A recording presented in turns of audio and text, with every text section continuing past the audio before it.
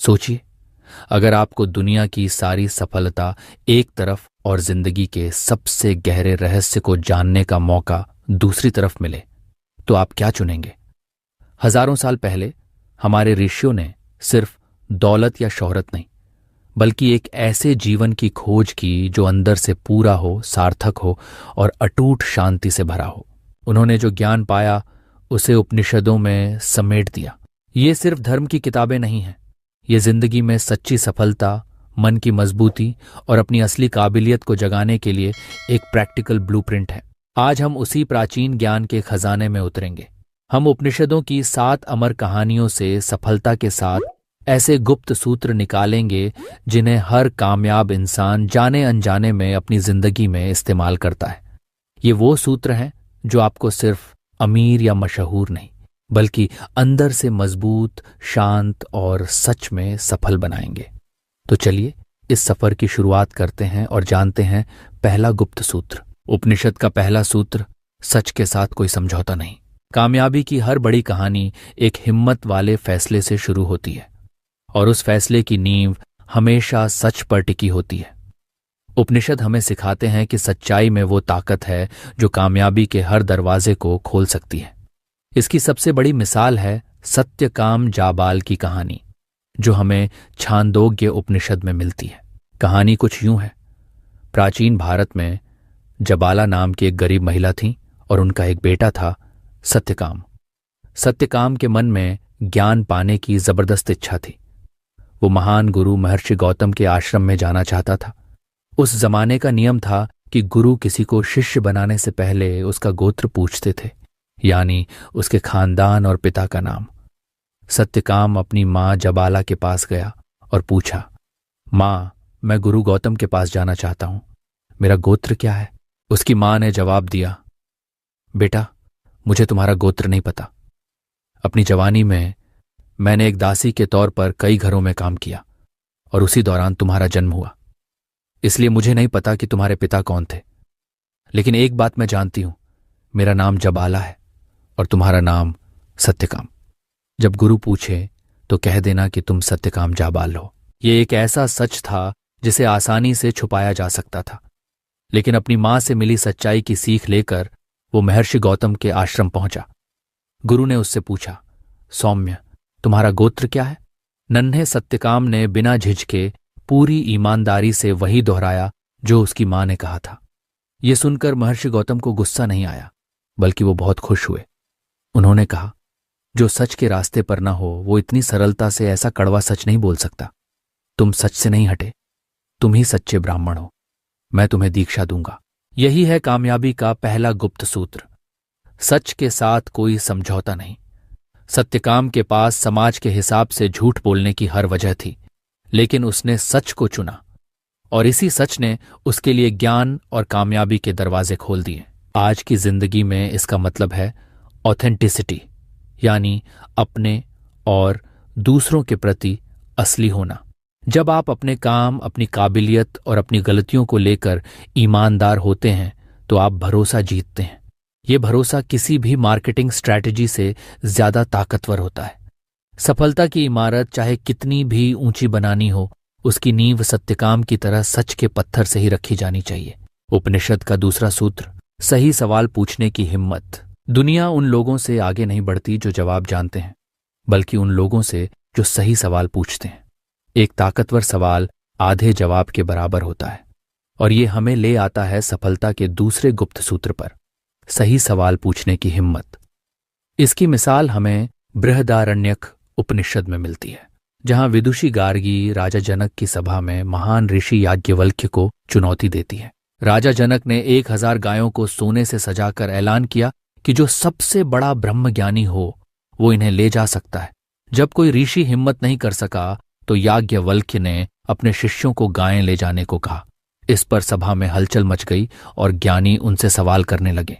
सबके बाद गार्गी उठी। उन्होंने पूछा, हे याज्ञवल्क्य, ये जो सब कुछ है पानी पर टिका है, तो ये पानी किस पर टिका है? याज्ञवल्क्य ने जवाब दिया, हवा पर। गार्गी ने पूछा, और हवा किस पर टिकी है? याज्ञवल्क्य ने जवाब दिया, अंतरिक्ष पर। इस तरह वो सवाल पूछती गईं, एक एक परत हटाती गईं और आखिर में ब्रह्मलोक तक पहुंच गईं। पुरुषों से भरी सभा में एक महिला सच जानने के लिए सबसे महान ऋषि को चुनौती दे रही थी। उसके सवाल सतही नहीं थे, वो ब्रह्मांड के रहस्य को समझने की गहरी प्यास से निकले थे। ये दूसरा सूत्र हमें सिखाता है कि कामयाब लोग हमेशा क्यों से शुरू करते हैं। वो चली आ रही सोच पर सवाल उठाते हैं और हमेशा जिज्ञासु बने रहते हैं। ऑल्बर्ट आइंस्टीन ने कहा था, मुझ में कोई खास टैलेंट नहीं है, मैं बस बहुत ज्यादा जिज्ञासु हूं। गार्गी की तरह सही सवाल पूछें और आप पाएंगे कि सही जवाब और सही रास्ते आपके सामने खुद ब खुद आने लगेंगे। उपनिषद का तीसरा सूत्र, आकर्षक नहीं, जरूरी को चुनना। जब मौके के दरवाजे खुलते हैं तो जिंदगी हमारा सबसे बड़ा इम्तिहान लेती है। वो हमारे सामने दो रास्ते रखती है, एक जो आसान और मजेदार है और दूसरा जो मुश्किल लेकिन सही है। हर सफल इंसान की कहानी इसी एक चुनाव पर टिकी होती है। उसने आकर्षक रास्ते पर नहीं बल्कि जरूरी रास्ते को चुना। इस सूत्र को समझने के लिए सबसे अच्छी कहानी है इंद्र और विरोचन की, जो छांदोग्य उपनिषद में मिलती है। एक बार देवताओं के राजा इंद्र और असुरों के राजा विरोचन दोनों आत्मज्ञान की खोज में प्रजापति के पास गए। प्रजापति ने उनकी परीक्षा लेने के लिए कहा, पानी में जो तुम्हारी परछाई दिखती है वही आत्मा है। यह सुनकर विरोचन बहुत खुश हो गया। उसे लगा कि उसे ज्ञान मिल गया। उसने इस आसान और आकर्षक विचार को सच मान लिया कि यह शरीर ही आत्मा है और वो असुरों को यही सिखाने चला गया। लेकिन इंद्र को शक हुआ। उन्होंने सोचा, अगर शरीर ही आत्मा है तो शरीर के बीमार होने, बूढ़ा होने या मरने पर आत्मा का क्या होगा? यह सच नहीं हो सकता। वो इस मुश्किल सवाल को लेकर वापस प्रजापति के पास गए। उनका यह चुनाव मुश्किल था लेकिन सही था। यही है सफलता का तीसरा और शायद सबसे शक्तिशाली सूत्र, हमेशा आकर्षक रास्ते पर नहीं बल्कि सही रास्ते पर चलना। इंद्र ने आसान जवाब को ठुकरा कर गहरे सच को चुना। यह सिद्धांत आज हमारी जिंदगी के हर मोड़ पर लागू होता है। सुबह गर्म बिस्तर में पड़े रहना आकर्षक है, लेकिन उठकर एक्सरसाइज करना जरूरी है। सोशल मीडिया पर घंटों बिताना आकर्षक है, लेकिन एक किताब पढ़ना जरूरी है। अगली बार जब कोई फैसला लेना हो तो खुद से पूछें, ये रास्ता आकर्षक है या मेरे लिए जरूरी है? आपका जवाब आपकी कामयाबी की दिशा तय करेगा। उपनिषद का चौथा सूत्र, अटूट संकल्प और सब्र। सही रास्ते को चुनने के बाद उस पर टिके रहने के लिए अटूट संकल्प और जबरदस्त सब्र की जरूरत होती है। यही वो गुण है जो एक सोच को हकीकत में बदलता है। हमारी कहानी वहीं से आगे बढ़ती है। जब इंद्र ने प्रजापति के पहले जवाब को ठुकरा दिया तो प्रजापति ने उन्हें और गहरे ज्ञान के लिए रुकने को कहा। इंद्र ज्ञान पाने के लिए 32 साल तक ब्रह्मचर्य का पालन करते हुए रहे। इसके बाद भी जब उनके संदेह दूर नहीं हुए तो वो और 32 साल रुके और फिर और। कुल मिलाकर इंद्र ने सच्चा आत्मज्ञान पाने के लिए 101 साल तक अटूट संकल्प और सब्र के साथ साधना की। यही है कामयाबी का चौथा गुप्त सूत्र, अटूट संकल्प और सब्र। इंद्र का 101 साल का इंतजार सिर्फ इंतजार नहीं था, ये उनके संकल्प का इम्तिहान था। आज के सब कुछ तुरंत चाहिए वाले जमाने में ये सूत्र शायद सबसे ज्यादा जरूरी है। हम एक बिजनेस शुरू करते हैं और चाहते हैं कि वो पहले साल में ही मुनाफा देने लगे, और जब ऐसा नहीं होता तो हम निराश होकर उसे छोड़ देते हैं। इंद्र हमें सिखाते हैं कि कामयाबी एक मैराथन है, 100 मीटर की दौड़ नहीं। एक बार लक्ष्य तय कर लिया तो उसके प्रति चट्टान की तरह डटे रहो। ये ठीक बांस के पेड़ की तरह है जो पहले कई साल जमीन के नीचे अपनी जड़ें मजबूत करता है और फिर कुछ ही हफ्तों में आसमान छू लेता है। जब सही समय आएगा तो कामयाबी के दरवाजे जरूर खुलेंगे। उपनिषद का 5वां सूत्र, त्याग में ही असली भोग। यह सूत्र सुनने में थोड़ा अजीब लग सकता है, त्याग और भोग एक साथ कैसे? लेकिन उपनिषदों का यह सिद्धांत कामयाबी और मन की शांति के सबसे गहरे रहस्यों में से एक है। इसे सबसे अच्छे से दर्शाते हैं राजा जनक। राजा जनक मिथिला के सम्राट थे। उनके पास दौलत, ताकत, शोहरत सब कुछ था, लेकिन फिर भी उन्हें विदेह यानी शरीर के बोध से परे और एक महान आत्मज्ञानी कहा जाता था। वो राजमहल के सारे सुख भोगते थे, लेकिन उनसे जरा भी चिपके हुए नहीं थे। एक मशहूर कहानी है कि एक बार जब वो अपने गुरु अष्टावक्र के साथ थे तो एक सिपाही दौड़ता हुआ आया और बोला, महाराज, महल में आग लग गई है। बाकी ऋषि और शिष्य चिंता करने लगे, लेकिन जनक शांत बैठे रहे। उन्होंने कहा, अगर मिथिला जल भी जाए तो मेरा कुछ नहीं जलता। यह अहंकार नहीं बल्कि गहरी समझ थी। ईशावास्य उपनिषद कहता है, तेन त्यक्तेन भुंजी था, यानी त्याग की भावना से भोग करो। समझो कि इस दुनिया में कुछ भी तुम्हारा नहीं है, तुम सिर्फ एक मैनेजर हो, मालिक नहीं। यही है सफलता का 5वां गुप्त सूत्र, बिना चिपके काम करना और नतीजों का आनंद लेना। इसका मतलब है काम पर ध्यान दो, इनाम पर नहीं। सफलता को सिर पर और नाकामी को दिल पर मत लो। पैसे के मालिक बने, गुलाम नहीं। यह सूत्र आपको एक ऐसा इंसान बनाता है जो दुनिया में पूरी तरह शामिल तो है, लेकिन उससे बंधा हुआ नहीं है। आप खेल खेलते हैं, पूरी लगन से खेलते हैं, लेकिन आप जानते हैं कि आप सिर्फ एक खिलाड़ी हैं। यह आजादी ही सच्ची सफलता की कुंजी है। उपनिषद का 6ठा सूत्र, हम सब एक हैं, तत्वमसि। अब हम उपनिषदों के सबसे गहरे सूत्र पर आते हैं। ये एक ऐसा विचार है जो कहता है कि ऊपर से हम सब कितने भी अलग क्यों ना दिखें, एक गहरे स्तर पर हम सब एक ही हैं। ये ज्ञान एक महान वाक्य में छिपा है, तत्त्वमसि, जिसका मतलब है तुम वही हो। ये ज्ञान ऋषि उद्दालक ने अपने बेटे श्वेतकेतु को दिया था, जिसकी कहानी छांदोग्य उपनिषद में है।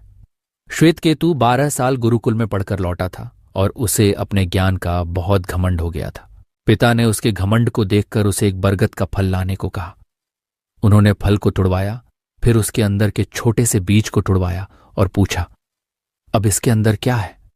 श्वेतकेतु बोला, पिताजी, इसके अंदर तो कुछ भी नहीं है।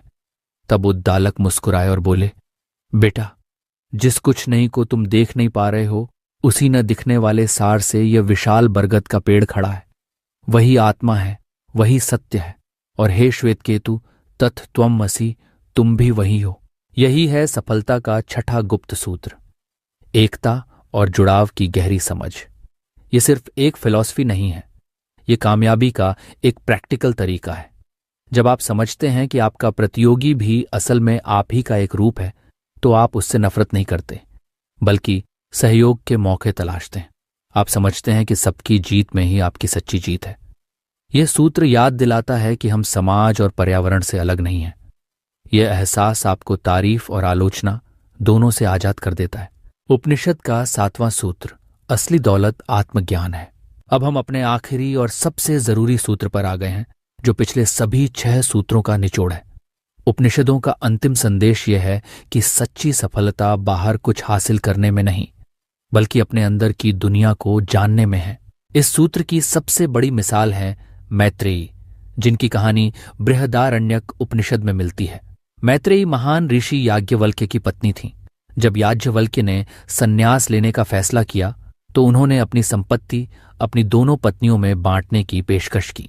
याज्ञवल्क्य ने मैत्रेयी से कहा कि मैं तुम्हें अपनी आधी दौलत देना चाहता हूं। इस पर मैत्रेयी ने एक ऐसा सवाल पूछा जो आज भी गूंजता है। उन्होंने कहा, हे भगवान, अगर ये पूरी धरती दौलत से भर जाए और वो सब मेरी हो जाए, तो क्या मैं उससे अमर हो सकती हूं? याज्ञवल्क्य ने कहा, नहीं, तुम्हारा जीवन अमीर लोगों जैसा होगा, पर धन से अमरता नहीं खरीदी जा सकती। मैत्रेयी ने तुरंत जवाब दिया, तो फिर मैं उस चीज का क्या करूंगी जो मुझे अमर न बना सके? मुझे धन नहीं, अमरता का ज्ञान चाहिए। कामयाबी का 7वां गुप्त सूत्र यही है, आत्मज्ञान ही असली लक्ष्य है। जब तक आप ये नहीं जानते कि आप कौन हैं, तब तक दुनिया की कोई भी कामयाबी खोखली है। आप दुनिया की सबसे बड़ी कंपनी बना सकते हैं, लेकिन अगर आप अंदर से बेचैन और दुखी हैं, तो क्या आप सफल हैं? मैत्रेयी की तरह सफलता की अपनी परिभाषा बदलो। अपनी सफलता में मन की शांति, अच्छी सेहत, मजबूत रिश्ते और सीखने की खुशी को भी शामिल करो। तो आखिर में हमने क्या सीखा? ये हैं उपनिषदों के 7 गुप्त सूत्र। 1. सच के साथ कोई समझौता नहीं, सत्यकाम की तरह अपनी नींव ईमानदारी पर बनाएं। 2. सही सवाल पूछने की हिम्मत, गार्गी की तरह हमेशा सीखते रहें और क्यों पूछने से न डरें। 3. आकर्षक नहीं, जरूरी को चुनें। इंद्र की तरह लंबे फायदे के लिए छोटे मोटे सुखों का त्याग करें। 4. अटूट संकल्प और सब्र, इंद्र की तरह अपने लक्ष्य पर डटे रहें और सफर पर भरोसा करें। 5.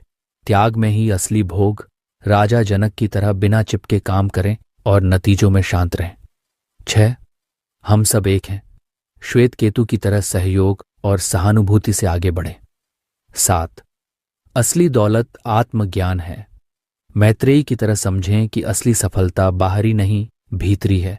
ये सिर्फ प्राचीन दर्शन नहीं है, ये कालातीत सिद्धांत हैं जो हमें बताते हैं कि सच्ची सफलता कुछ हासिल करने के बारे में नहीं है, बल्कि यह इस बारे में है कि हम उस प्रक्रिया में कौन बनते हैं। तो ये थे उपनिषदों के 7 गुप्त सूत्र जो हर सफल और सार्थक जीवन का अटूट आधार होते हैं। ये केवल बाहरी सफलता के मंत्र नहीं हैं, बल्कि एक शांतिपूर्ण, आनंदमय और परिपूर्ण जीवन जीने की अमूल्य कला है। अगर आपको यह ज्ञानवर्धक वीडियो पसंद आया तो कृपया इसे लाइक करके हमारा उत्साह बढ़ाएं। ऐसे ही गूढ़ आध्यात्मिक रहस्यों को जानने के लिए हमारे चैनल को सब्सक्राइब करें और इस वीडियो को अपने दोस्तों और परिवार के साथ शेयर करके ज्ञान के इस दीपक को और भी लोगों तक पहुंचाएं। नीचे कमेंट करके हमें जरूर बताएं कि इनमें से कौन सा सूत्र या कहानी आपके हृदय को सबसे ज्यादा स्पर्श कर गया। हम आपके अनमोल विचारों का इंतजार करेंगे। धन्यवाद।